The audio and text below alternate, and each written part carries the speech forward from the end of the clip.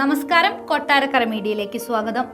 62ാമത് സംസ്ഥാന സ്കൂൾ കലോത്സവത്തിൽ അത്യന്തം വാശിയേറിയ പോരാട്ടത്തിൽ കോഴിക്കോടിനെ പിന്നിലാക്കി കണ്ണൂരിനെ കലാകിരീടം സ്വന്തം.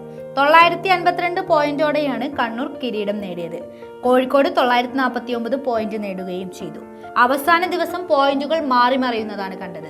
ആദ്യ 4 ദിവസവും ആധിപത്യം പുലർത്തിയത് കണ്ണൂരാണെങ്കിലും ഇന്നലെ രാത്രിയോടെ കോഴിക്കോട് ഒന്നാമതെത്തിയിരുന്നു. അവസാന ദിനം കിരീടം ഉറപ്പിച്ച് മുന്നേറിയെങ്കിലും കോഴിക്കോട് അവസാന മത്സര ഇനങ്ങളിൽ നടത്തിയ മുന്നേറ്റത്തിലൂടെ കണ്ണൂർ 4ാം തവണ കലോത്സവത്തിൽ കിരീടം നേടുകയായിരുന്നു. 23 വർഷത്തിനു ശേഷമാണ് കണ്ണൂർ കലാകിരീടം വീണ്ടും തിരിച്ചുപിടിച്ചത്.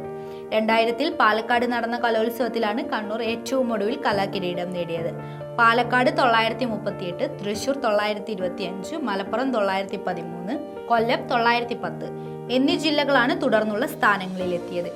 ഹൈസ്കൂൾ, ഹയർ സെക്കൻഡറി വിഭാഗങ്ങളിലായി 239 മത്സര ഇനങ്ങളാണ് കഴിഞ്ഞ 5 ദിവസമായി കൊല്ലത്ത് നടന്നുവന്ന കലോത്സവത്തിൽ ഉണ്ടായിരുന്നത്. ഇത്തവണ കലാകിരീടത്തിനായി ഇഞ്ചോടിഞ്ച് പോരാട്ടമാണ് നടന്നത്. പ്രതിപക്ഷ നേതാവ് VD സതീശൻ സമാപന സമ്മേളനം ഉദ്ഘാടനം ചെയ്യും. ചലച്ചിത്ര താരം മമ്മൂട്ടി മുഖ്യാതിഥിയാകും.